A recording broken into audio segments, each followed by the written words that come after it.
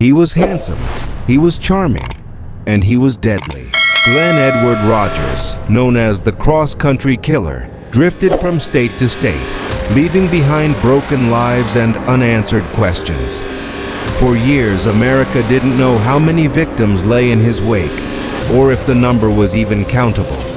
But in May of 2025, after nearly 3 decades on death row, his story ended inside a Florida prison chamber. Or did it? Born in 1962 in Kentucky, Glenn Rogers never stayed in one place for long. He grew up in violence, learned how to lie, and became skilled at slipping in and out of people's lives like a shadow. Wherever he went, bars, motels, back roads, disappearances seemed to follow. He wasn't just another drifter, he was a predator on the move. In 1995, Rogers picked up Tina Marie Cribbs at a Florida bar. 2 days later, she was found stabbed to death in her motel room. Months before, in California, Sandra Gallagher was seen leaving a bar with Rogers. Hours later, her car was engulfed in flames, with her body inside. These weren't isolated crimes.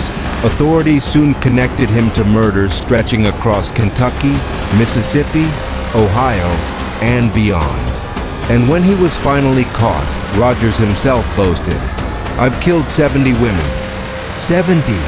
But was he telling the truth, or spinning one last lie? In 1995, after a nationwide manhunt, police finally brought Rogers down. But his arrest didn't end the mystery. He confessed to killings in states where bodies had never been found. He hinted at more victims, more secrets.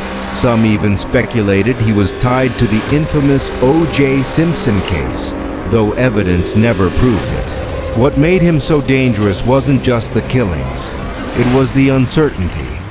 The gap between what he admitted, what was proven, and what may never be known. On a warm May evening in 2025, inside Florida State Prison, Glenn Edward Rogers was executed by lethal injection. Witnesses described him as calm, almost smug, to the very end. For the families of confirmed victims, it was a moment of closure. But for others, families of the missing law enforcement still staring at cold files, the execution raised a chilling question. Did Glenn Rogers take the truth with him to the grave? He wanted to be remembered. He wanted to be feared. And he succeeded. The man who called himself the Cross-Country Killer has been silenced. But the highways he once haunted? They still whisper his name. What do you think? Was Rogers truly a hidden monster responsible for dozens of murders? Or just a manipulator chasing notoriety? Share your thoughts below.